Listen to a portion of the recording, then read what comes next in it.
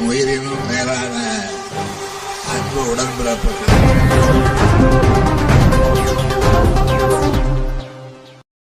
பட்ஜெட்டில் தமிழகம் புறக்கணிப்பு. ஆவடி ஆர்ப்பாட்டம் நடத்திய திமுக கூட்டணி கட்சியினர் 2026-27 ஆண்டுக்கான ஒன்றிய பட்ஜெட்டில் தமிழகத்துக்கு உரிய நிதி ஒதுக்கீடு வழங்கப்படாமல் வஞ்சிக்கப்பட்டதை கண்டித்து திமுக தலைமையிலான மதசார்பற்ற முற்போக்கு கூட்டணி கட்சிகள் தமிழகம் முழுவதும் இன்று பிரம்மாண்ட கண்டன ஆர்ப்பாட்டங்கள் நடத்தின. அந்த வகையில் திருவள்ளூர் மத்திய மாவட்டம் திமுக சார்பில் ஆவடி மாநகராட்சி அருகே ஆவடி மாநகர செயலாளர் சன்பிரகாஷ் தலைமையில் கண்டன ஆர்ப்பாட்டம் நடைபெற்றது. இந்த ஆர்ப்பாட்டத்தில் தமிழகத்திற்கான கல்வி நிதி, குடிநீர் திட்ட நிதி மற்றும் 100 நாள் வேலை திட்ட நிலுவைத் தொகை போன்ற அத்தியாவசிய நிதிகள் பட்ஜெட்டில் விடுவிக்கப்படவில்லை என போராட்டக் கழகங்கள் முழக்கமிட்டன.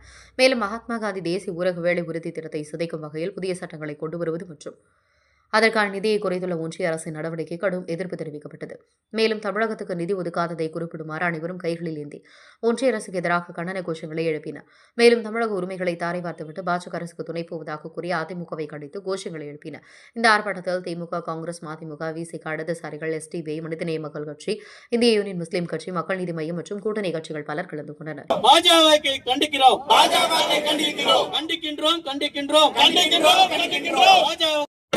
தமிழ்நாட்டை வஞ்சிக்கும் பட்ஜெட்டில் தமிழ்நாட்டை வஞ்சிக்கும் கேடுகெட்ட மோடி அரசை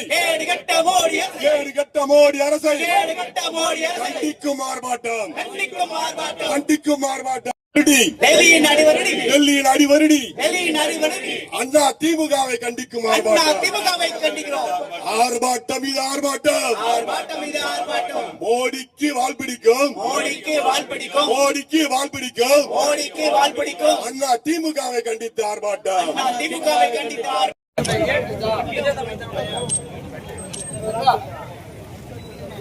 எங்க வரிப்பணம் என்ன வச்சு எல்லா நிதியும் எங்கே போச்சு? எங்க வரி இனிக்கிறதா